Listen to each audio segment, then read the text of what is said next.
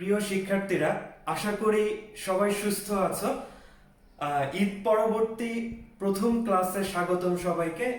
আর সকলের সুস্থতা যেমন কামনা করি, সেরকম এটিও কামনা করি যে সবাই অনেক বেশি অ্যাক্টিভ থাকো এবং নিজের রোগ প্রতিরোধ ক্ষমতাকে বাড়িয়ে তোলো অ্যাক্টিভ থাকার মাধ্যমে, কারণ সামনের দিনগুলো হয়তো আরো খারাপ অবস্থা আসতে পারে আমাদের জন্য। তো এই জন্য আমাদের নিজেদের রোগ প্রতিরোধ ক্ষমতাটা আরো বেশি বাড়ানো বা আমাদের ইমিউনি সিস্টেমকে ডেভেলপ করা এটা খুবই জরুরি। তো সেই প্রত্যাশা করছি। তো ঈদের আগে যে ক্লাসগুলো ছিল বা আমার পূর্ববর্তী ক্লাসগুলোতে আমরা টাইট্রেশন সম্পর্কে জেনেছিলাম এবং সেইখানে দেখেছিলাম যে টাইট্রেশনের মাধ্যমে কিভাবে অজানা দ্রবণের ঘনমাত্রা নির্ণয় করা যায়। আর এই ক্লাসে আমরা সেটারই ধারাবাহিকতায়, অর্থাৎ টাইট্রেশনের যে অজানা দ্রবণের ঘনমাত্রা নির্ণয়ের পদ্ধতি, তার ধারাবাহিকতা কেন বলছি, কারণ এখন যে আজকে যে টপিকের উপর ক্লাস হবে সেটিও একটা নতুন একটা পদ্ধতি যেটা দিয়ে অজানা দ্রবণের ঘনমাত্রা নির্ণয় করা যায়। তবে এটা আরো সূক্ষ্ম এবং আধুনিক পদ্ধতি, কারণ টাইট্রেশনের পরে টাইট্রেশনে দেখা যাচ্ছে যে অজানা দ্রবণের ঘনমাত্রা নির্ণয় করতে গেলে স্যাম্পল একটু বেশি লাগে বা অনেক সময় সাপেক্ষ ব্যাপার। এই জন্য পরিবেশের দূষণ একটু বেশি হইতে পারে। এই জন্য বর্তমানে যে পদ্ধতিটি, এটাকে বাংলায় বলে বর্ণালিমিতি পদ্ধতি। তো এই পদ্ধতিতে একটা বর্ণযুক্ত অজানা দ্রবণের ঘনমাত্রা নির্ণয়, এটি এখন খুব বেশি জনপ্রিয় হচ্ছে এবং এইখানে আমরা ব্যবহার করব ইউভি ভিজিবল স্পেকট্রোমিটার। এই পদ্ধতি বা এই যন্ত্রটি ব্যবহার করে আমরা অজানা দ্রবণের ঘনমাত্রা নির্ণয় করব। তো চলো আজকের ক্লাসে যাওয়া যাক যে বিয়ার-ল্যাম্বার্ট সূত্র প্রয়োগ করব আমরা এখানে। তো আমরা আজকের ক্লাসে শিখব বিয়ারের সূত্র, ল্যাম্বার্টের সূত্র, সেটার প্রতিপাদন এবং বিয়ার-ল্যাম্বার্টের সূত্র একত্রে এবং কোন সূত্রগুলো আমরা অজানা দ্রবণের ঘনমাত্রা নির্ণয়ে ব্যবহার করব সেটি আমরা আজকে শেখার চেষ্টা করব। প্রিয় শিক্ষার্থীরা, ক্লাসের শুরুতেই ভূমিকাতেই শুনতে পেরেছো বা জানতে পেরেছো যে টপিকটি খুবই গুরুত্বপূর্ণ। আমরা পড়াবো বিয়ার-ল্যাম্বার্টের সূত্র এবং টাইট্রেশনের ধারাবাহিকতায় এই সূত্রটা আসে, যে টাইট্রেশনের মাধ্যমেও আমরা আগের ক্লাসগুলোতে দেখেছি যে আমরা অজানা দ্রবণের ঘনমাত্রা কিভাবে নির্ণয় করতে পারি। ঠিক একইভাবে আমরা এখানেও অজানা দ্রবণের ঘনমাত্রা নির্ণয় করব। এটা আরও বেশি পরীক্ষিত বা আরও বেশি পারফেক্ট এই পদ্ধতিটি, এবং এর মাধ্যমে আরও সূক্ষ্মভাবে দ্রবণের ঘনমাত্রা নির্ণয় করা যায়। তো তোমরা দেখো স্ক্রিনে আমি কয়েকটা গাইডলাইন দিব এই ক্লাসগুলোর জন্য। আগের ক্লাসগুলো থেকে এই ক্লাসগুলো আরও বেশি গুরুত্বপূর্ণ এবং কিভাবে এই ক্লাসগুলো তোমার জন্য বুঝতে সুবিধা হবে সেটাও আমি বলে দিব। তো সর্বপ্রথম বলি যে তুমি প্রথমেই যখন ক্লাস একবার পুরোটা দেখবা, একটা ক্লাস আধা ঘন্টার বা 25 মিনিটের পুরোটা দেখলেই যে তুমি সম্পূর্ণ একবারে বুঝে যাবা এটি আমি বলছি না। প্রথমবার যতটুকু পারো বোঝার চেষ্টা করবা, তার সাথে প্রয়োজনীয় স্ক্রিনশটগুলো নিয়ে রাখবা। যেমন এইখানে আমি তিনটা একসাথে কম্বাইন করেছি, তিনটা সূত্র, একটা বিয়ারের সূত্র, ল্যাম্বার্টের সূত্র এবং বিয়ার-ল্যাম্বার্টের সূত্র। দেখো আমাদের মূল উদ্দেশ্য হচ্ছে যে 3 নম্বরটা, অর্থাৎ এই যে বিয়ার-ল্যাম্বার্টের সূত্র, এইটা পড়া। কিন্তু বিয়ার-ল্যাম্বার্টের সূত্রটা কিভাবে আসছে এইটা জানতে গেলে আমাকে বিয়ারের সূত্র আলাদা জানতে হবে, ল্যাম্বার্টের সূত্র আলাদা জানতে হবে এবং এই দুইটার কম্বিনেশনে বিয়ার-ল্যাম্বার্টের সূত্র। তো তোমরা স্ক্রিনশটগুলো নিয়ে রাখবা এবং যেমন এখন স্ক্রিনশটটা নিয়ে নিতে পারো। তিনটা খুব সুন্দরভাবে আমি সংজ্ঞাগুলো তোমাদের জন্য সহজ ভাষায় লিখেছি, আমি প্রত্যেকটারই ব্যাখ্যা দিব। তবে প্রথমবার স্ক্রিনশট নেওয়ার পরে ওই ছবিগুলোকে বা এই বিবৃতিগুলোকে সামনে রেখে পরবর্তীতে আমি যখন এই সূত্রের বিভিন্ন অংশের প্রতিপাদন বা বিভিন্ন অংশগুলো নিয়ে আলোচনা করব, তখন তোমাদের জন্য বুঝতে আশা করি আরো সুবিধা হবে। তো চলো সূত্রে চলে যাওয়া যাক। যে বিয়ার-ল্যাম্বার্টের সূত্রটাই আগে বলি, তারপরে দুইটা কোন কোন অংশ থেকে আসলো আমরা একটু ব্যাখ্যা করছি। যে কি বলছে, যে কোনো দ্রবণের মধ্য দিয়ে একবর্ণী আলো, একবর্ণী মানে যে কোনো একটা নির্দিষ্ট কালার হতে হবে, প্রবাহিত করলে আপতিত আলোক রশ্মির তীব্রতা হ্রাস দ্রবণের পুরুত্ব এবং ঘনমাত্রার সমানুপাতিক। তার অর্থ হচ্ছে যে আমরা জানি যে কোনো পদার্থের ভিতর দিয়ে যদি আমি বা কোনো পদার্থের উপরে যদি আলো ফেলি, কি কি ঘটতে পারে। যদি স্বচ্ছ মাধ্যম হয়, আমরা ফিজিক্সে পড়েছি তিনটা ঘটনা ঘটে। একটা হচ্ছে যে কিছু অংশ শোষিত হয়, কিছু অংশ প্রতিসরিত হয় এবং কিছু অংশ প্রতিফলিত হয়। আর যদি অস্বচ্ছ মাধ্যম হয় তাহলে দুইটা ঘটনা ঘটে, কিছু অংশ শোষিত হয়, কিছু অংশ প্রতিফলিত হয়। তাহলে দ্রবণের ক্ষেত্রে আমরা বিয়ার-ল্যাম্বার্টের সূত্রটা প্রয়োগ করব। যেহেতু আমি আগেই বলেছি যে বিয়ার-ল্যাম্বার্টের সূত্রটা এটাও আর একটা পদ্ধতি টাইট্রেশনের মতো, যে কোনো দ্রবণের ঘনমাত্রা নির্ণয়। তাহলে কিসের সাহায্যে? আলোর সাহায্যে। কেমন আলো? একবর্ণী আলো এবং একটা নির্দিষ্ট তরঙ্গ দৈর্ঘ্যের। তোমরা ফার্স্ট পেপারের সেকেন্ড চ্যাপ্টারে গুণগত রসায়ন ওইখানে পড়েছ যে আমরা দৃশ্যমান যে আলোগুলো তার নির্দিষ্ট তরঙ্গ দৈর্ঘ্য থাকলে এক এক কালার হয়, বেনিয়া সহকলা, তোমরা জানো সেটা কত থেকে কত তরঙ্গ দৈর্ঘ্য হলে। তো নির্দিষ্ট একটি তরঙ্গ দৈর্ঘ্যের একবর্ণী আলো যদি দ্রবণের ভিতর দিয়ে প্রবাহিত করি, তাহলে আপতিত আলোক রশ্মির তীব্রতা হচ্ছে ইন্টেন্সিটি, আই দিয়ে প্রকাশ করা হয় আলোর তীব্রতা হ্রাস। তার মানে হচ্ছে, আমি একটু আগেই বলেছি যে কোনো পদার্থের স্বচ্ছ পদার্থ যদি হয়, কারণ দ্রবণ হলে সেটা সম্পূর্ণ অস্বচ্ছ হবে না, কারণ এক পাশে আলো ফেললে আরেক পাশ দিয়ে কিছুটা আলো প্রতিসরিত হবে। তো ওই দ্রবণের ভিতর দিয়ে আলো যাওয়ার সময় অবশ্যই কিছু না কিছু অংশ শোষিত হবে, কারণ কোনো মাধ্যম কর্তৃক আলো শোষিত হয়। তো কি বলছে যে আপতিত আলোক রশ্মির তীব্রতা হ্রাস, কারণ তীব্রতা হ্রাস পাবে, কিছু শোষিত হয়ে যাবে, বাকি যে আউটপুট যে নির্গত রশ্মি সেটা আগের মতো তীব্রতা থাকবে না। দ্রবণের পুরুত্ব এবং ঘনমাত্রার সমানুপাতিক। পুরুত্ব মানে হচ্ছে যে পথটা সে অতিক্রম করবে, এবং ঘনমাত্রা তো আমরা এই চ্যাপ্টারের শুরুতেই আলোচনা করেছি, মোলার ঘনমাত্রা বা আদার্স ঘনমাত্রা। তো এখানে আমরা মোলার ঘনমাত্রায় সাধারণত আমরা বিভিন্ন প্রয়োগ যখন করি সেইখানে ব্যবহার করি। তাহলে এটা সমানুপাতিক, তার মানে দাঁড়াচ্ছে যে পুরুত্ব যত বেশি হবে তত বেশি তীব্রতা হ্রাস পাবে, ঘনমাত্রা যত বেশি হবে তত বেশি তীব্রতা হ্রাস পাবে। তো আমরা একটু চিত্রে চলে যাই যে কেমন হতে পারে যে দ্রবণের ভিতর দিয়ে যদি আমরা আলো পাস করি। সেই ক্ষেত্রে দেখো বিয়ার-ল্যাম্বার্টের সূত্র, ধরো কোনো একটা পাত্র, এখানে তো হুবহু এরকম পাত্র আঁকা সম্ভব না, জাস্ট উদ্দীপকে যেভাবে থাকে সেইভাবে আমরা একটু ধরে নেই বা বুঝে নেই। ধরো এটা একটা পাত্র, পাত্রের মাঝে কিছু দ্রবণ আমি রাখলাম। এই দ্রবণের ঘনমাত্রা আমি ধরে নেই সি ঘনমাত্রা, কনসেন্ট্রেশন। আর এইটার পুরুত্ব হচ্ছে এল। পুরুত্ব মানে এটার প্রস্থ বলতে পারি, যে কতটুকু পথ দ্রবণের ভিতর দিয়ে আলো অতিক্রম করবে। আমরা কিছু আলো যদি একবর্ণী আলো হতে হবে এইটার ভিতর দিয়ে পাস করার চেষ্টা করি বা আলো ফেললাম, তো এটা যদি আপতিত আলো প্রাথমিক আই নট, তোমরা জানো যে নট ব্যবহার করা হয় যে প্রাথমিক অবস্থা বোঝার জন্য, এবং সেই ক্ষেত্রে কিছু আলো নির্গত হবে, সেটাকে যদি আই ধরি, তাহলে এইখানে অবশ্যই আমরা এখানে বুঝতে পারছি যে I naught is greater than I. তার মানে হচ্ছে যে নির্গত যে আলো সেটা আপতিত আলো থেকে তীব্রতা কম হবে। আচ্ছা, এখন তো এইখানে দেখো কি বলছে যে তীব্রতা হ্রাস, এই যে তীব্রতা কমে যাচ্ছে, এটা কিসের সমানুপাতিক? ঘনমাত্রার সমানুপাতিক এবং দৈর্ঘ্য। তার মানে দৈর্ঘ্য যত বেশি হবে তত বেশি তীব্রতা হ্রাস পাবে। আমি যদি একটা উদাহরণ দেই, তাহলে দেখো তোমরা যারা পাবলিক বাসে চড়ছো, যে বাসের জানালার কাচগুলো খুব পাতলা হয়, তো সেইখান দিয়ে যদি সূর্যের আলো তোমার সিটে পড়ে তাইলে দেখবা যে অনেক গরম লাগে, সেখানে আবার একটা পর্দা দেয়া হয়, তাইলে পাতলা কাচ। আর যদি বাসায় যাদের তোমরা দেখবা যে জানালায় থাই গ্লাসটা মোটামুটি অনেক মোটা হয় বাসের জানালার গ্লাস থেকে, সেই ক্ষেত্রে দেখবা যে থাই গ্লাস বা মোটা গ্লাসের ভিতর দিয়ে যদি সূর্যের আলো আসে, সেই ক্ষেত্রে আলো অত গরম লাগে না, বা ওই তোমার কাছে যে আলোটা পৌঁছালো ওই কাচের ভিতর দিয়ে সেই আলোর তীব্রতাটা অত বেশি হবে না। তার মানে বুঝতেই পারছো, যদি এখানে স্বচ্ছ মাধ্যম কাচ হয় তাহলে পাতলা কাচ হলে যতটুকু তীব্রতা হ্রাস পাবে, যত মোটা কাচ হবে অর্থাৎ ওই মাধ্যমের পুরুত্ব যত বেশি হবে তত বেশি তীব্রতা হ্রাস পাবে। এটা একটা বিষয়। আর একটা হচ্ছে যে ঘনমাত্রা, তার মানে হচ্ছে কোনো দ্রবণের ঘনত্ব কতটুকু। তো এটার একটা উদাহরণ যদি দেই, সেটা হচ্ছে যে তুমি গ্রামে পুকুরে অথবা নদীতে অথবা সমুদ্র সৈকতে যদি দেখো কোনো স্বচ্ছ পানির ভিতর দিয়ে যদি তুমি কোনো টর্চ মারো বা আলো মারো, দেখবা যে পানি যদি স্বচ্ছ হয় তাইলে কিন্তু আলো অনেক দূর পর্যন্ত চলে যায়, ইভেন অনেক স্বচ্ছ হলে তলা পর্যন্ত দেখা যায়। তার মানে ওই পানির ঘনত্ব খুব কম, তার মানে কোনো কিছু মিক্স নেই। আবার যদি একটু ঘোলা পানি হয়, যদি কাদা বা অন্য কিছু দিয়ে পানিটা যদি ঘোলা হয়, তাহলে তুমি যদি টর্চ মারো, টর্চের সাহায্যে আলো ওইখানে পাস করার চেষ্টা করো, তাহলে কি ঘোলা পানিতে কি আলো বেশি দূর যাবে?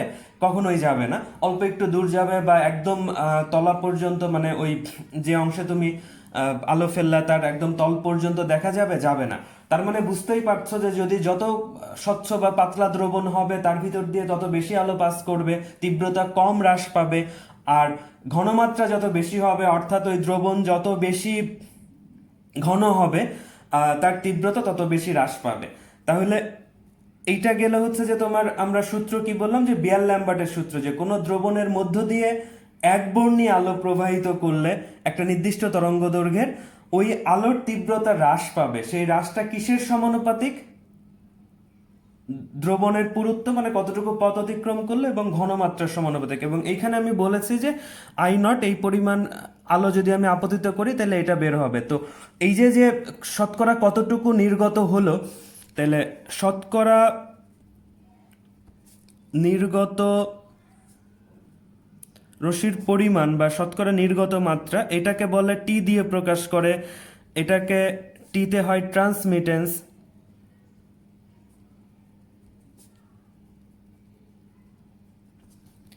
টিতে হয় ট্রান্সমিটেন্স।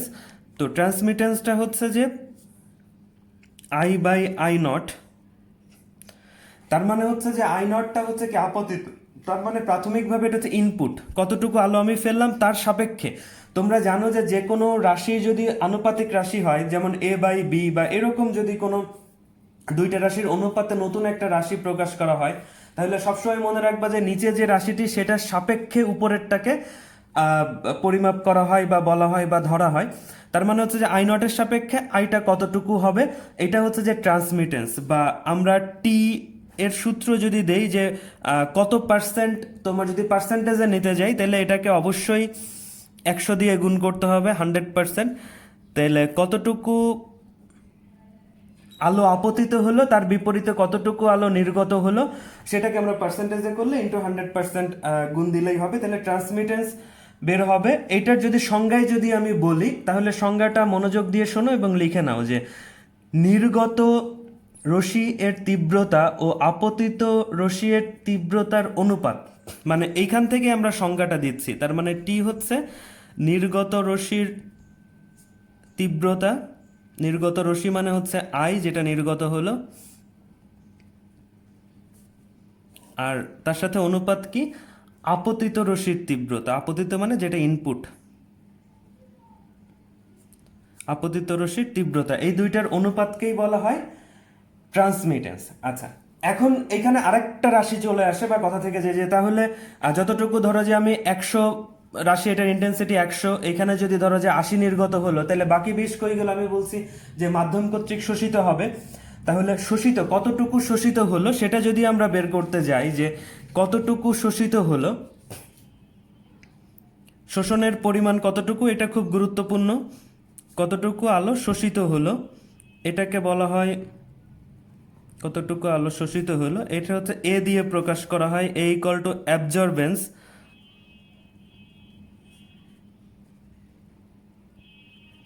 কতটুকু আলো শোষিত করা হয়। আচ্ছা, তো এই কতটুকু আলো শোষিত হলো, তো এইটার সাথে ট্রান্সমিটেন্সের একটা সম্পর্ক আছে, বা এরা বলা হয় ট্রান্সমিটেন্সকে বলা হয় যে অ্যাবজর্বেন্সের একটা ফাংশন। এবং সেটা কি, সম্পর্কটা কি, যে absorbance equal to log 1/t, এটা মনে রাখবা। তার মানে সূত্রটা দাঁড়াইলো এ ইকুয়াল টু লগ 1/t। এটা হচ্ছে যে টি এর সাথে, তার মানে হচ্ছে যে এখানে একটা সূত্র আমরা পেলাম, এটা মনে রাখবা। এবং তার পাশাপাশি এ অ্যাবজর্বেন্স মানে কতটুকু শোষিত হলো, তার সাথে যে কতটুকু ট্রান্সমিটেন্স মানে কতটুকু নির্গত হয়, সেটার যে সম্পর্ক, সেটা হচ্ছে যে এ ইকুয়াল টু, এটা আমি বলেছি যে এটার একটা ফাংশন। মানে এটাকে যদি আমি বাংলা সংজ্ঞায় বলি, যে টি এর বিপরীত মানের, মানে ইনভার্স মানের, টি এর বিপরীত মানের, ইনভার্স মানে জানো, বিপরীত মানের এর সাধারণ লগারিদম। 1/t মানে টি এর বিপরীত, সাধারণ মানে নর্মাল 10 বেজ লগারিদম, সাধারণ লগারিদম কে কি বলে? অ্যাবজর্বেন্স বলে। তাহলে টি এর মানে ট্রান্সমিটেন্সের ইনভার্স মানে সাধারণ লগারিদমকে অ্যাবজর্বেন্স বলে। তাহলে আমরা এটা একটা সূত্র পেলাম যে a equal to log 1/t, আবার টি এর একটা সূত্র আমরা এখান থেকে পেয়েছি I/I0। তাহলে এই সবগুলোর যদি সমন্বয় করি তাহলে আমার টোটাল সূত্রটা কি দাঁড়াচ্ছে যে a equal to log 1/t equal to log I0/I। তাহলে এটাও বেশ গুরুত্বপূর্ণ, এই সূত্রগুলো আমাদের কাজে লাগবে। আমি যেগুলো মার্ক করে দিচ্ছি বা গোল করে দিচ্ছি, ফাইনালি এই সূত্রটা, এই কম্বিনেশনটা আমরা পাইলাম এইগুলোর সম্পর্ক থেকে। এখানে ছিল I/I0, এটা যে 1/t এর কারণে এটা উল্টে গেল, খুব স্বাভাবিক ম্যাথ, এটা বুঝতেই পারছো। তার মানে আমরা যদি আবার অ্যাবজর্বেন্সের সংজ্ঞা দেই, যে এইখান থেকেও যেমন একটা সংজ্ঞা আমরা দিতে পারি, আবার এই দুইটা রিলেশন থেকেও আমরা একটা সংজ্ঞা, এইখান থেকেও একটা সংজ্ঞা আমরা বের করতে পারি। যে কোনো একটা ইকুয়েশন অনুযায়ী সংজ্ঞা দিলেই সেটা যদি গ্রহণযোগ্য হবে, মার্কস পাবা। এটা একটু লিখে নাও যে এই দুইটার মাঝে সম্পর্ক থেকে আমরা সংজ্ঞাটা কি দিতে পারি, যে আপতিত রশ্মি ও নির্গত রশ্মির তীব্রতার অনুপাত। ঠিক আছে, এটা হচ্ছে আপতিত রশ্মি আর নির্গত রশ্মি, এই দুইটার আমি লিখলাম না, তোমরা লিখে নাও, আমি আস্তে আস্তেই বলছি। যে আপতিত রশ্মি ও নির্গত রশ্মির তীব্রতার অনুপাতের সাধারণ লগারিদম। সাধারণ লগারিদম, এখানে কোনো বেজ, এখানে কোনো দেয়া হয় না কত বেজ লগারিদম, মানে সাধারণ যেটা নর্মাল 10 বেজ ওইটাই ধরা হয়, দেওয়ার প্রয়োজন নাই, কারণ এখানে ম্যাথস না, অত সূক্ষ্মভাবে দিতে হবে না। তাহলে আবার বলি যে আপতিত রশ্মি ও নির্গত রশ্মির তীব্রতার অনুপাতের সাধারণ লগারিদমকে অ্যাবজর্বেন্স বলা হয়।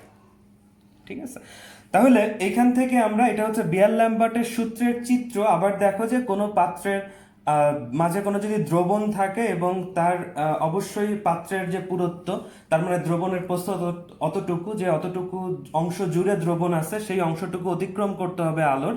তাহলে আপতিত আলো যদি I0 হয় এবং নির্গত আলো যদি I হয়, আমি মূল সূত্রে এখনো যাইনি, আবার বলি মূল সূত্রে এখনো যাইনি, আমি জাস্ট আশেপাশের বিষয়গুলো বোঝানোর চেষ্টা করছি। তো এটার তাহলে I0টা অবশ্যই বেশি হবে, কারণ তীব্রতা হ্রাস পাবে। আগেই আমি সূত্র বলছি, দেখো যে উপরে আছে এখানে, আগেই সূত্র বলছে যে এটা তীব্রতা হ্রাসের হার কি হবে, তীব্রতা হ্রাসের হার পুরুত্ব এবং ঘনমাত্রার সমানুপাতিক। তার মানে হচ্ছে সমানুপাতিক মানে তোমরা জানোই যে বাড়লে বাড়ে বা কমলে কমে। তার মানে হচ্ছে যে তীব্রতা হ্রাস পাবে এবং যত বেশি দৈর্ঘ্য হবে তত বেশি হ্রাস পাবে, যত বেশি ঘনমাত্রা হবে তত বেশি হ্রাস পাবে। তাহলে আমরা এখান থেকে কয়েকটা রাশি পেলাম, মানে সূত্রটার মূল সূত্রে যাওয়ার আগে সেটা হচ্ছে যে নির্গত ট্রান্সমিটেন্স, যে শতকরা কত পার্সেন্ট নির্গত হচ্ছে সেটার একটা সূত্র পেলাম। এইখানে আবার কতটুকু শোষিত হচ্ছে, তাইলে সেখান থেকে টি এবং এর একটা সম্পর্ক, বা I/I0 এর সাথে এর একটা সম্পর্ক, এই সম্পর্কগুলো আমরা জানার চেষ্টা করলাম। এখন আমরা জানার চেষ্টা করব যে এই বিয়ার-ল্যাম্বার্টের সূত্রটা কিভাবে আসলো। যে এইখানে দেখো, আবার বলছি, বিয়ার-ল্যাম্বার্টের সূত্র মানে দুইজনের কম্বিনেশনে একটা সূত্র, এবং উপরে তোমরা দেখতেই পাচ্ছ বিয়ারের সূত্র আলাদা, ল্যাম্বার্টের সূত্র আলাদা। এখন আসলে বিয়ার-ল্যাম্বার্টে যদি যাই, প্রথমে আসি ল্যাম্বার্টের সূত্র, যে ল্যাম্বার্ট কি বলছেন। ল্যাম্বার্টটা আগে কেন বলছি, কারণ ল্যাম্বার্ট সূত্রটা আগে দেন, তারপরে বিয়ার দেন। আমি অবশ্য সিকোয়েন্স অনুযায়ী লিখছি, আগে বিয়ার তারপরে ল্যাম্বার্ট, কিন্তু ল্যাম্বার্টের সূত্রটা হচ্ছে উনি আগে বিবৃতি দেন বা আগে আবিষ্কার করেন। আরেকটা বিষয় তোমাদের বলে দিই, সেটি হলো যে চ্যাপ্টারের সিকোয়েন্সের সাথে আমার লেকচার কিন্তু মিলবে না, আমি সেইভাবেই লেকচার দিচ্ছি। আমি যেন তোমাদের জন্য সুবিধা হয়, মানে রিলেটেড টপিকগুলো পরপর আসে। টাইট্রেশন যেমন অজানা দ্রবণের ঘনমাত্রা নির্ণয়, একই সাথে এটাও অজানা দ্রবণের ঘনমাত্রা, রিলেটেড টপিক। তোমার টাইট্রেশনের পরপরই দেখবা যে বইয়ে জারণ বিজারণ, এবং আমি আগের ক্লাসে বলেও ছিলাম যে জারণ বিজারণ শুরু করব, কিন্তু পরে চিন্তা করে দেখলাম যে না, এটা তো রিলেটেড টপিক। বইয়ের সিকোয়েন্স যাই থাক, তুমি আমার সিকোয়েন্স বা আমি যেভাবে পড়াচ্ছি লেকচার ওয়াইজ, লেকচার কততম লেকচার এইভাবে সিরিয়ালি দেয়া আছে দেখবা টাইটেলে, তো ওইখান থেকে তুমি দেখে নিবা, দেখে তারপরে সেই সিকোয়েন্স অনুযায়ী তোমার খাতার লেকচারটা তুলবা এবং তুমি বোঝার চেষ্টা করবা, তাহলে তোমার জন্য সুবিধা হবে। বইয়ের সিকোয়েন্স বাদ দাও, আমাদের মেন হচ্ছে টপিক, সব টপিকগুলো কাভার করছি কিনা এটা গুরুত্বপূর্ণ বিষয়। আমি সিকোয়েন্স কোনটা আগে পড়াচ্ছি কোনটা পরে পড়াচ্ছি এটা গুরুত্বপূর্ণ বিষয় না। যারা রাইটার তারা যেটা ভালো মনে করছেন সিকোয়েন্স দিচ্ছেন, আমি যেটা মনে করছি তোমাদের জন্য সুবিধা হবে আমি সেইভাবে লেকচার দিচ্ছি। তাহলে বিয়ার এবং ল্যাম্বার্টের কথা বলছিলাম যে দুইজনের কম্বিনেশনে, তাহলে ল্যাম্বার্টের সূত্রে আমি যদি যাই, ল্যাম্বার্টটা আগে, যে কোনো স্বচ্ছ মাধ্যমের মধ্য দিয়ে একটি নির্দিষ্ট তরঙ্গ দৈর্ঘ্য বিশিষ্ট একবর্ণী আলোক রশ্মি, ওই একই কথা বলছে, প্রবাহিত করলে মাধ্যমের পুরুত্বের সাথে, ল্যাম্বার্ট শুধুমাত্র পুরুত্বের কথা বলছেন, পুরুত্বের সাথে মানে যে এল যেটা আমি ধরলাম যে আলোকের তীব্রতা হ্রাসের হার আলোক তীব্রতার সমানুপাতিক হয়। আমি প্রতিপাদনে যাব, একটু পরে যাচ্ছি। উনি হচ্ছে শুধু পুরুত্বের কথা বলছেন, তখন উনি ধরে নিছেন যে আসলে উনি যখন এটা করছেন তখন এই চিত্র দেখো, উনি ধরে নিছেন যে ঘনমাত্রাটা যদি স্থির ধরি মানে নির্দিষ্ট ঘনমাত্রা ধরি, তাহলে আলোর তীব্রতা হ্রাসটা পুরুত্বের সাথে, মানে দুইটা ঘটনা একসাথে আবিষ্কৃত হয়নি, তোমরা বইয়ে দেখবা যে সাল দেয়া আছে, বেশ অনেক বছর পরে বিয়ার সূত্র দিয়েছেন ল্যাম্বার্টের অনুরূপ। তো উনি ঘনমাত্রাটাকে ফিক্স ধরে নিয়ে উনি যদি বলছে যে আলোক পথের দৈর্ঘ্য মানে দ্রবণের পুরুত্ব যত বেশি লেন্থ অতিক্রম করবে তীব্রতা তত বেশি হ্রাস পাবে। আবার একই কথা বলছেন বিয়ার, একই ধরনের কথা, যে কোনো দ্রবণের মধ্য দিয়ে কোনো একটি নির্দিষ্ট তরঙ্গ দৈর্ঘ্যের একবর্ণী হবে আলোকবর্ণী প্রবাহিত করলে কোনো দ্রবণের ঘনমাত্রার সাথে, উনি কিসের কথা বলছেন? ঘনমাত্রার কথা, যে ঘনমাত্রার সাথে আলোকের তীব্রতা হ্রাসের হার আলোকের তীব্রতার সমানুপাতিক।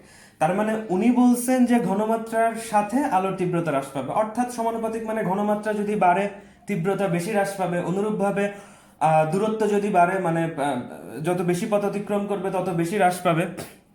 তাহলে কি দাঁড়ালো? দেখো, বিয়ারের সূত্রে উনি বলছেন যে কোনো স্বচ্ছ মাধ্যমের ভিতর দিয়ে বা কোনো দ্রবণ সাধারণত স্বচ্ছ হয়, বা যে কোনো দ্রবণ হলে পুরোটা স্বচ্ছ না হলে মোটামুটি স্বচ্ছ হয়। তো তার মধ্য দিয়ে যদি আমি আলো একবর্ণী একটা নির্দিষ্ট তরঙ্গ দৈর্ঘ্যের আলো প্রবাহিত করি, তাহলে সেই ক্ষেত্রে তীব্রতা হ্রাস পাবে। বিয়ার বলছেন ঘনমাত্রার সাথে সমানুপাতিক, সেটা ল্যাম্বার্ট বলছেন পুরুত্বের সাথে সমানুপাতিক, এবং পরবর্তীতে এই দুইটার কম্বিনেশনে বিয়ার ল্যাম্বার্টের সূত্র দুইটা মিলেই যে একবর্ণী আলো প্রবাহিত করলে ঘনমাত্রা বাড়লে যেমন তীব্রতা হ্রাস পাবে, একইভাবে মানে প্রস্থ বাড়লেও বা পুরুত্ব বাড়লেও তোমার তীব্রতা হ্রাস পাবে। তার মানে এই দুইটাকে পরবর্তীতে একসাথে করা হয়েছে, এটাই হচ্ছে বিয়ার ল্যাম্বার্টের সূত্র। তো এইটাকে আমি দিয়ে আমরা অজানা দ্রবণের ঘনমাত্রা নির্ণয় করব। তবে তার আগে আমরা প্রতিপাদনে যেতে হবে আমাদের, যে বিয়ার ল্যাম্বার্টের সূত্রটা আসলে কি এবং কোন সূত্রটা কাজে লাগে আমরা অজানা দ্রবণের ঘনমাত্রা নির্ণয় করব। তার আগে একটু বলি যে এইখানে বিয়ার ল্যাম্বার্টের সূত্রের কিছু লিমিটেশন আছে, তোমরা স্ক্রিনে দেখতে পাচ্ছ লিমিটেশনগুলো দেখো, যে বিয়ার ল্যাম্বার্টের সূত্রের যে কি কি কোন কোন ক্ষেত্রে প্রযোজ্য কোন কোন ক্ষেত্রে প্রযোজ্য না, আমি একটু পড়ি। 1 নম্বরে বলা হয়েছে যে বর্ণহীন দ্রবণের ঘনমাত্রা নির্ণয়ে এই পদ্ধতি প্রয়োগ করা যাবে না। তার মানে বর্ণযুক্ত দ্রবণ হলে এই পদ্ধতি প্রয়োগ করা যাবে। আচ্ছা, 2 নম্বরে আমি ব্যাখ্যা দিচ্ছি। 2 নম্বরে বলা হয়েছে যে গাঢ় দ্রবণের ক্ষেত্রে এটি প্রযোজ্য হবে না। তার মানে দেখো 0.1 মানে ডেসিমোলার থেকে যদি বেশি হয় তাহলে এটি প্রযোজ্য হবে না। এটা এমসিকিউর জন্য গুরুত্বপূর্ণ, আন্ডারলাইন করে রাখতে পারো বা লিখে রাখতে পারো। আর হচ্ছে যে দ্রাবকের সাথে দ্রবের সংযোজন বা দ্রবের বিয়োজন ঘটলে সূত্র প্রযোজ্য হবে না। তার মানে হচ্ছে যে দ্রব এবং দ্রাবকের মাঝে যদি কোনো সংযোজন বিয়োজন মানে কোনো বিক্রিয়া বা রাসায়নিক পরিবর্তন হয় তাইলেও পরিবর্তন হবে না। নর্মাল মিশ্রণ হিসেবে যদি থাকে দ্রবণটা তাইলে প্রযোজ্য হবে। এখানে 2 এবং 3 অতটা গুরুত্বপূর্ণ না। একটা সম্পর্কে যদি আমি একটু বলি তাইলে তোমরা দেখো যে এইখানে যে দ্রবণ, সেই দ্রবণটা হচ্ছে বর্ণযুক্ত হতে হবে। সেই ক্ষেত্রে একটা সংজ্ঞা তোমাদের জানা প্রয়োজন, সেটা হচ্ছে যে তোমরা এটাও স্ক্রিনে তোমরা সংজ্ঞাটা দেখো। সংজ্ঞাটা হচ্ছে ক্রোমোফোর।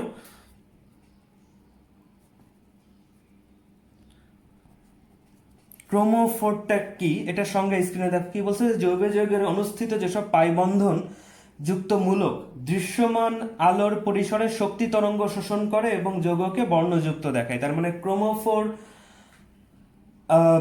যুক্ত যৌগ যদি হয় সেই ক্ষেত্রে সেটা বর্ণযুক্ত যৌগ হবে। ক্রোমোফোর কি বলছে? পাইবন্ধন। পাইবন্ধন মানে হচ্ছে যে তোমরা জানো ফার্স্ট পেপারে 3rd চ্যাপ্টারে পড়ছো, পাইবন্ধন বলতে এখানে ডাবল বন্ড হইতে পারে, ট্রিপল বন্ড হইতে পারে, অথবা মুক্তজোড় ইলেকট্রন। পাইবন্ধন এই দুইটার মাঝে থাকে, এইখানে সাধারণত থাকে না। তারপরে এই 3টার কথাই বলছে যে ডাবল বন্ড বা ট্রিপল বন্ড বা মুক্তজোড়, এই 3 ধরনের যৌগ হলেই তারা কি করবে। আমি শুরুর দিকে বলেছিলাম যে ফার্স্ট পেপারের 2nd চ্যাপ্টারে আমরা পড়েছি যে কখন বর্ণ দেখা যায়, কোনো পদার্থকে কখন বর্ণযুক্ত দেখায়। আমি একটু বলছি যে তার উপর যদি সূর্যের সাদা আলো পড়ে সেই ক্ষেত্রে সূর্যের সাদা আলোর কোন অংশটা শোষণ করবে এবং কোন অংশটা প্রতিফলিত হবে তার উপর নির্ভর করবে কোন বর্ণ দেখা যাবে। তো আমরা ওই আলোচনায় এখন যাচ্ছি না, এটা ওইটার টপিক না। তার মানে আমরা এতটুকু শুধু মনে রাখি, যদি দৃশ্যমান আলো, তার মানে সূর্যের সাদা আলোর কোনো একটা অংশ যদি শোষণ করে, তাহলে সেই পদার্থটা বা সেই দ্রবণটা অবশ্যই বর্ণযুক্ত দেখাবে। তো সেই ক্ষেত্রে এটা বর্ণযুক্ত আমরা দেখেছি সীমাবদ্ধতায়, যে এখানে বর্ণহীন হলে হবে না, বর্ণযুক্ত হইতে হবে। তার মানে ক্রোমোফোর যৌগগুলো হইতে হবে। তার মানে এই পাই বন্ধন বা এই ধরনের যৌগ হলেই সেটা বর্ণযুক্ত হবে। তো এটা একটা বিষয়, এটা মনে রেখো একটু, যে কেন ক্রোমোফোর কি বা সংজ্ঞা তো আমি দেখাইলাম, ওইখান থেকে জ্ঞানমূলকের জন্য লিখে রাখো। এখন আসো এখান থেকে যদি আমি সূত্রটা প্রতিপাদন করতে যাই, যে বিয়ার এবং ল্যাম্বার্টের সূত্রটা, তাহলে আমরা কিভাবে প্রতিপাদন করতে পারবো? ল্যাম্বার্ট কি বলেছে? কোনো স্বচ্ছ মাধ্যমের ভিতর দিয়ে একটি নির্দিষ্ট তরঙ্গ দৈর্ঘ্য বিশিষ্ট একবর্ণী আলোকরশ্মি প্রবাহিত করলে মাধ্যমের পুরুত্বের সাথে আলোকের তীব্রতা হ্রাস। খেয়াল করো, তার মানে আমরা যদি ল্যাম্বার্টের সূত্রটা প্রথমে ধরি, যে এটার প্রতিপাদনটা দেখব, ল্যাম্বার্টের সূত্র। তাহলে ল্যাম্বার্টের সূত্র যেটা তোমাদের কাছে আগে স্ক্রিনশটে আছে, দেখো, মাধ্যমের পুরুত্বের সাথে ডি অপারেটর ব্যবহার করা হয়। তোমরা ক্যালকুলাসে করেছো, ডি অপারেটর ব্যবহার করা হয় হচ্ছে ক্ষুদ্রার্থে, মানে খুব ক্ষুদ্র পরিমাণ, যেহেতু ক্ষুদ্র পরিবর্তন হয়। আর তীব্রতা হ্রাস বলতে তোমরা যখন এটা আবার পুনরায় লেকচারটা দেখবা, অবশ্যই সূত্রগুলো চোখের সামনে রেখে আলাদা স্ক্রিনে বা খাতায় লিখে রেখে তারপরে আমার কথার সাথে এবং লেখার সাথে তোমরা বিষয়গুলো মিলাবা। যে তীব্রতা হ্রাস অর্থে মাইনাস, আমি অনেকবার বলছি যে কেমিস্ট্রির মাইনাস আর ম্যাথের মাইনাস কখনোই এক না। যেমন তোমরা জানো ΔH এর মান -100 মানে কি 0-র কম না, -100 মানে হচ্ছে এটা তাপোৎপাতে বিক্রিয়া এবং 100 কিলো জুল তাপশক্তি নির্গত হয়। তো এটা আমরা জানি, তার মানে কেমিস্ট্রির মাইনাসটা ম্যাথের মতো না। এখন দেখো যে এটা হচ্ছে কিসের সাপেক্ষে? পুরুত্বের সাথে আলোর তীব্রতা হ্রাস মানে মাইনাস। সেটা কিসের সমানুপাতিক? আই হচ্ছে আলোর তীব্রতা, তাহলে আয়ের সমানুপাতিক ইন্টেন্সিটি তীব্রতা। তাইলে উনি যে সূত্র বললো তার গাণিতিক রূপ হচ্ছে এইটা, যে একবর্ণী আলো যদি স্বচ্ছ মাধ্যমের মধ্য দিয়ে প্রবাহিত করি, তাহলে মাধ্যমের পুরুত্বের সাথে, আমি আগেই বলছি যেটা নিচে সেটার সাপেক্ষে, পুরুত্বের সাপেক্ষে যে তীব্রতার যে হ্রাস বলতে মাইনাস ব্যবহার হয়েছে, সেটা কিসের সমানুপাতিক? আলোর তীব্রতার সমানুপাতিক। এখন এইখান থেকে যদি দেখো আমরা একটু প্রতিপাদন করি, তোমরা সবাই ক্যালকুলাস আশা করি ম্যাথসে অলরেডি করছো, বুঝতে পারবা, আমার থেকে আরো ভালো তোমরা ম্যাথস পারো, বুঝতে পারবা। যদি এখান থেকে আমরা সমান দিতে যাই, তাহলে DI/DL হচ্ছে পুরুত্ব ইকুয়াল টু কে, যদি একটা সমানুপাতিক ধ্রুবক, তোমরা জানো যে সমানুপাতিক ধ্রুবক দিতে হয় কে। দেখো আমি ডান পাশে যেহেতু জায়গা আছে এইভাবে করে যাচ্ছি, লাইনগুলো খেয়াল করো, এইটার পরে এইটা, তোমরা নিচে এইভাবে করবা। এরপরে যদি আমরা একই জাতীয় রাশি এক পাশে নিয়ে আসি, DI/I ইকুয়াল টু KDL। এখন এটাকে আমরা ইন্টিগ্রেশন করব। দেখো আবার এইখান থেকে শুরু করলাম, এই লাইনের পরে এই লাইন, এখানে যদি আমরা ইন্টিগ্রেশন করি, মাইনাসের তো ইন্টিগ্রেশন হবে না, DI/I, আর এদিকে ধ্রুবকেরও জানা যে ডিফারেন্সিয়েশন বা ইন্টিগ্রেশন হয় না, DL। সেই ক্ষেত্রে আমরা যদি লিমিট দেই, লিমিটটা হচ্ছে কি এল মানে হচ্ছে যে একদম সর্বনিম্ন কত হইতে পারে, 0, কোনো প্রস্থই থাকবে না, তার থেকে সর্বোচ্চ কি এল পর্যন্ত। এল মানে যেটা হচ্ছে আমরা যতটুকু দৈর্ঘ্য নিব। আবার এইদিকে আইটা হচ্ছে যে তোমার এটা I0 থেকে আই পর্যন্ত আর কি। I0 বলতে যে আপতিত থেকে কি হইতে পারে, আই পর্যন্ত যেটা নির্গত হলো। এই লিমিটের সাপেক্ষে আমরা যদি ইন্টিগ্রেশন করি, তোমরা ইন্টিগ্রেশনের সূত্র অবশ্যই তোমাদের মুখস্থ থাকার কথা, না হলে ম্যাথস দেখে নিও যে dx/x যদি ইন্টিগ্রেশন হয় তাহলে সেটা কি হয়, ln x। তাহলে এখানে মাইনাস তো থাকলোই, এইখানে ln i, আর আমাদের লিমিটগুলো এইভাবে বসাইতে হয়। তোমরা জানো এই লিমিটটা বিয়োগ করতে হয়, প্রথমে হায়ার লিমিট তারপরে লোয়ার লিমিট, এটা বিয়োগ করতে হয়, ইকুয়াল টু কে। আর এল এর যদি আমরা এইভাবে লিমিট বসাই 0L। পরবর্তীতে এটা যদি আমরা বিয়োগ করি, দেখো কি হচ্ছে যে মাইনাস ln i এর জায়গায় একবার এটা বসাবো, তারপরে আবার মাইনাস দিলে আর আগের মাইনাসে প্লাস হয়ে যাবে, plus ln I0 equal to K L minus 0। দেখো এই হচ্ছে যে এই লাইনের পরে আবার আমরা যদি বাম পাশে চলে আসি, তাহলে কি হলো, তোমরা উপর নিচ করে করতে অভ্যস্ত, এই যে আমি এইগুলো মার্ক করে দিচ্ছি, এটা হচ্ছে প্রত্যেকটা একটার পর একটা লাইন, এইগুলো যাতে ভুল না হয়, কনফিউশনের কিছু নাই, আমি খুব আস্তে আস্তে বোঝানোর চেষ্টা করছি। টপিকটা অনার্স মাস্টার্স লেভেলের টপিক আসলে, মানে এইখানে আমাদের ইন্টারমিডিয়েটের বই অল্প একটু আছে, তো সেইটুকুই বোঝানোর চেষ্টা করছি। যদি কেমিস্ট্রি নিয়ে কেউ হায়ার স্টাডিজ করো তাহলে এটার বিস্তারিত জানতে পারবা। আচ্ছা, তাহলে এইখান থেকে যদি আমরা করি তাহলে কি হচ্ছে যে লন আই নট মাইনাস, সাধারণত প্রথমে এল এন আই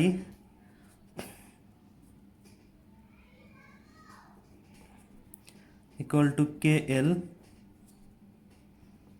এখান থেকে আমরা লিখতে পারি লন, মাইনাস থাকলে ভাগ আকারে লেখা যায় I equal to K L. আর লন আর লগের সম্পর্ক তোমরা জানো যে লন ইকুয়াল টু 2.303 লগ, এটা তো আমি কেমিস্ট্রিতেও শিখাইছি, ম্যাথেও হয়তো তোমরা জেনে থাকবা, এটা ফার্স্ট পেপারে অলরেডি এটার প্রয়োগ আছে। তো এইখান থেকে যদি লন থেকে যদি আমি লগে নেই, লগে কনভার্ট করি, এখানে 2.303টা আসবে এবং ওইটা ওই পাশে গিয়ে যদি ভাগ হয়ে যায় তাহলে এটা কে বাই 2.303 এল এরকম একটা। তো কোনো ধ্রুবককে আর একটা ধ্রুবক দিয়ে যদি আমরা ভাগ করি কোনো, তাহলে কি নতুন আর একটা ধ্রুবক আমরা বুঝতে পারি। এখানে প্রত্যেকটা লাইনের পরপর লাইন, আবার ওইখান থেকে যদি এইখানে শুরু হয় এটা যদি আসে তাইলে আমরা এটা লিখতে পারবো যে log I naught by I equal to K prime, যদি আর একটা ধ্রুবক দিয়ে শুরু করি তাহলে কে প্রাইম এল। এখন দেখো আগে কয়েকটা সূত্র আমরা পেয়েছিলাম যে এইখানে লগ, দেখো যে লগে কেন নিলাম, log I naught by I, এটাকে আমি কি লিখতে পারি, এ লিখতে পারি, এ ইকুয়াল টু এ হচ্ছে অ্যাবজর্বেন্স কে প্রাইম এল।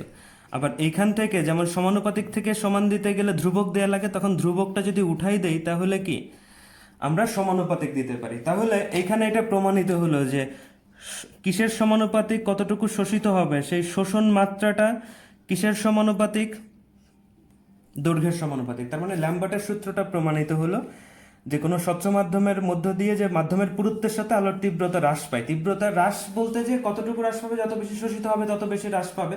তাহলে ওই হ্রাসের হার বা শোষণের হার ওই একই কথা, যে হ্রাস পাচ্ছে, শোষিত হচ্ছে বলেই তো হ্রাস পাচ্ছে। তাহলে এখান থেকে আমরা একটা প্রতিপাদন করতে পারলাম, সেটা হচ্ছে যে অ্যাবজর্বেন্স কিসের সমানুপাতিক, যে মাধ্যমের পুরুত্বের সাথে সমানুপাতিক। তাহলে কি হলো, অ্যাবজর্বেন্সটা কিসের সাথে সমানুপাতিক হলো, মাধ্যমের পুরুত্বের সাথে সমানুপাতিক হলো। অনুরূপভাবে ক্লাসটা বড় হয়ে যাচ্ছে, বাট এই টপিকটা শেষ করতে হবে। আমরা যদি বিয়ারের লতে যাই, বিয়ার্স লর প্রতিপাদনটা আমি পুরোটা করব না, এটা তোমাদের কাজ যে তোমরা প্রতিপাদন করবে। এখানে কি বলছে যে নির্দিষ্ট আলোকবর্ণ প্রবাহিত করলে দ্রবণের ঘনমাত্রার সাথে তীব্রতা হ্রাস, কিসের সাথে, ঘনমাত্রার সাথে তীব্রতা হ্রাসের হার আলোর তীব্রতার সমানুপাতিক। তাহলে ঘনমাত্রা এখান থেকে আমরা লিখতে পারবো এটা মাইনাস ডিআই বাই ডিএল এর জায়গায় কি ডিসি। এখানে কি বলা হয়েছে যে ঘনমাত্রার সাপেক্ষে তীব্রতা হ্রাস কিসের সমানুপাতিক, আলোর তীব্রতার সমানুপাতিক। তো এইখান থেকে অনুরূপভাবে যদি আমি ক্যালকুলাস করি, দেখো মাইনাস, আমি পুরোটা করতেছি না, আমি জাস্ট সংক্ষেপে দেখাই দিচ্ছি, এটা কে ডিসি। এইখান থেকে যদি আগের মতো আমরা ইন্টিগ্রেশন করি তাহলে এই ইন্টিগ্রেশনটা ঠিক আগে যেভাবে করছে ওইভাবে লিমিট দিয়ে করবে। এখানে লিমিট হবে তোমার 0 থেকে সি। এখানে যদি আমরা ইন্টিগ্রেশন করি, এইখানে যদি দেখো ইন্টিগ্রেশন করি 0 থেকে সি, আর এল হচ্ছে, সরি আই হচ্ছে আই নট থেকে আই, এই হচ্ছে লিমিটের সাপেক্ষে ইন্টিগ্রেশন করলে এটাও একটা এরকম আসবে যে এ ফাইনালি আসবে equal to K prime C, যেখান থেকে আমরা দিতে পারবো যে এ প্রপোর্শন সি। তার মানে এখানেও কি হলো যে অ্যাবজর্বেন্সটা কিসের সমানুপাতিক, ঘনমাত্রার সমানুপাতিক, মানে কতটুকু শোষিত হবে সেটা নির্ভর করবে তার ঘনমাত্রার উপর। তাহলে আমরা ল্যাম্বার্ট এবং বিয়ার সিকোয়েন্স মেলানোর জন্য বিয়ারটা আগে বলছে, তাহলে বিয়ার ল্যাম্বার্ট, বিয়ার প্লাস ল্যাম্বার্ট দুইটা যদি সমন্বয় করি তাহলে কি লেখা যায় যে এ প্রপোর্শন সি এল। সেইখান থেকে যদি আমরা একটা ধ্রুবক দেই A equal to epsilon C L, E বা এফসিলন ই এর মতো, এটা একটা ধ্রুবক, এটা ফিজিক্সে এটার সাথে তোমরা পরিচিত। এখন এই ধ্রুবকটার পরিচিত, এটা হচ্ছে বিয়ার ল্যাম্বার্টের সূত্র আসলো ফাইনালি, এটা হলো বিয়ার ল্যাম্বার্টের সূত্র, সমন্বয় সূত্র। আমরা বিয়ার এবং ল্যাম্বার্ট, এটা হচ্ছে বিয়ার এবং এটা ল্যাম্বার্ট, এখানে প্রতিপাদন করলাম তাদের বিবৃতি থেকে এবং দুইটাকে সমন্বয় করে আমরা বিএল ল্যাম্বার্টের সূত্র দেখো, বিএল ল্যাম্বার্টের সূত্র কি? অ্যাবজর্বেন্সটা কার কার সমানুপাতিক? ঘনমাত্রা এবং পুরুত্ব। তাহলে কি বলছে যে এক বর্ণে আলো প্রবাহিত করলে তীব্রতা হ্রাস কার কার সমানুপাতিক? পুরুত্ব এবং এই যে দেখো ঘনমাত্রা, এই দুইটারই সমানুপাতিক হলো। বিএল ল্যাম্বার্টের সূত্রটা প্রমাণিত হইলো, বা এখান থেকে সূত্র অনুযায়ী প্রতিপাদনটা আসলো। এখন এইখান থেকে প্রত্যেকটার যদি আমরা পরিচিতি দেই, এটা আগেই বলছে এটা অ্যাবজর্বেন্স, আর শুধু এখানে নতুন আছে হচ্ছে এফসিলন, এই যে যেটাকে বলা হয় মোলার শোষণ সহগ, মোলার শোষণ সহগ, বা ইংলিশে বলে মোলার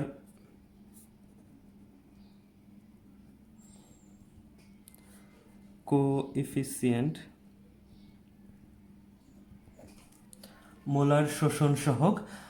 আর সি হচ্ছে মোলার ঘনমাত্রা। জানো মোলার ঘনমাত্রা সাধারণত মোল পার লিটারে হয়, আবার কিছু কিছু ক্ষেত্রে অঙ্কের ক্ষেত্রে আমরা দেখব গ্রাম পার লিটার, এটাও একটা ঘনমাত্রার একটা একক, তবে সাধারণত মোল পার লিটার হয়। এটা আমরা দেখে বুঝে নিব যে আসলে কোন এককে আছে মোল পার লিটার বা এম। এম আর মোল পার লিটার সেম জিনিস। আর এল হচ্ছে যে তোমার পুরুত্ব। পুরুত্ব এটা সাধারণত সেন্টিমিটার এককে, সেন্টিমিটার এককে পুরুত্বটা পরিমাপ করা হয়। তাহলে সেই ক্ষেত্রে তোমার এফসিলন এর কোনো একক নাই, অ্যাবজর্বেন্সের কোনো একক নাই, কারণ একই জাতীয় রাশির অনুপাত হইলে কোনো একক থাকে না। দেখো এই যে তোমার এ হচ্ছে যে এই যে absorbance I naught by I, একই জাতীয় রাশির অনুপাত হইলে এটার একক থাকে না। সেক্ষেত্রে এফসিলনের এককটা নির্ভর করবে কিসের উপর? সি এবং এল দুইটাই ইনভার্স হয়ে যাবে। তাহলে সি ইনভার্স হলে হচ্ছে, সরি এল ইনভার্স হলে সেন্টিমিটার ইনভার্স, আর এটা যদি হয় মোল পার লিটার, এটা ইনভার্স, সেই ক্ষেত্রে তোমার centimetre inverse litre mole inverse এটা হইতে পারে। আবার যদি গ্রাম পার লিটার হয় সেক্ষেত্রে এরকমও হইতে পারে, সেন্টিমিটার ইনভার্স লিটার গ্রাম ইনভার্স। এই মোল পার লিটারটাই বেশি প্রচলিত। এটা যদি অঙ্কে দেয়া থাকে, অনেক সময় চালাকি করে এককটা চেঞ্জ করা থাকে, কারণ কেমিস্ট্রি মানেই হচ্ছে এককের খেলা, একক পরিবর্তন। প্রত্যেকটা অঙ্কে আমি বারবার বলছি, এর আগে মোলারিটির অঙ্ক করানোর ক্ষেত্রেও বলছি যে এককের পরিবর্তন মানে একক তোমার এক্সপেক্টেড একক যেটা দিলে সরাসরি হয়ে যাবে অঙ্কটা, সেটা কখনোই থাকবে না, একক অবশ্যই পরিবর্তন করা থাকবে। তাহলে এটা খুবই গুরুত্বপূর্ণ যে তোমার এককের ধারণাটা তুমি মনে রাখবে, এবং বিভিন্ন ধরনের এককের যে বিষয়গুলো আছে এটা অবশ্যই সিজিএস এসআই কখন কোন একক বসাইতে হবে, এই কনসেপ্টটা খুব খুব খুব গুরুত্বপূর্ণ কেমিস্ট্রির জন্য। এটা ছাড়া আসলে আমরা কোনো অঙ্কই সঠিকভাবে করতে পারবো না। তাহলে আমরা ফাইনালি শিখলাম বিয়ার ল্যাম্বার্টের সূত্র। ফাইনাল সূত্র আসলে এ হচ্ছে অ্যাবজর্বেন্স, কতটুকু শোষিত হয় এটার পরিমাণ যদি নির্ণয় করতে যাই, এফসিলন একটা সহগ আসবে, এটার ভ্যালু দেয়া থাকবে যখন অঙ্ক করবে। সি হচ্ছে যে ঘনমাত্রা, কতটুকু ঘনমাত্রা হবে, এবং এল আবার বলি মাধ্যমের পুরুত্ব, অথবা লিখে নাও যে সেলের অভ্যন্তরে আলোকপথের দৈর্ঘ্য। সেল মানে যে কোষ বা যে পাত্রটা যেটার উপরে আমরা আলোকরশ্মি পাস করব যেটার ভিতর দিয়ে, সেই সেলের অভ্যন্তরে আলোক পথের দৈর্ঘ্য যেটা সেন্টিমিটারে থাকে। তাহলে ফাইনালি আরেকটা বলে আজকে শেষ করি, সেটা হচ্ছে যে এ ইকুয়াল টু কি হলো, log 1/t equal to log I naught by I equal to epsilon C L. তাহলে এই হচ্ছে যে ফাইনালি তোমরা আমরা বিয়ার ল্যাম্বার্ট দুইটা টপিক আলোচনা করে এবং বিয়ার ল্যাম্বার্ট একত্রে আলোচনা করে আমরা এই সূত্রটা পাইলাম। আগামী ক্লাসে আমি অঙ্ক বা এটার প্রয়োগ বা কিভাবে ঘনমাত্রা নির্ণয় করতে হয় সেই বিষয়গুলো নিয়ে আমরা আলোচনা করব। তো আজকে এই পর্যন্তই। সবাই মনোযোগ দিয়ে ক্লাসটা, একবারে যদি না বুঝো, আমি বলছি না যে তুমি একবারেই বুঝে যাবে, তুমি ক্লাসটা অবশ্যই অবশ্যই আবার রিপিট করবা, এবং ভিডিও স্টপ করে করে আগে কতটুকু দেখছি বা প্রয়োজনীয় স্ক্রিনশটগুলো নিয়ে সেইগুলোর সাথে লেকচারগুলো মেলানোর চেষ্টা করবে। আশা করি অবশ্যই বুঝতে পারবা। আর তারপরে যদি না বুঝো অবশ্যই কমেন্ট বক্সে প্রশ্ন করবে এবং আমাকে জানাবা যে তুমি কি বুঝো নাই, সেক্ষেত্রে আমার সুবিধা হবে তোমাকে সেটার সলভ দিতে।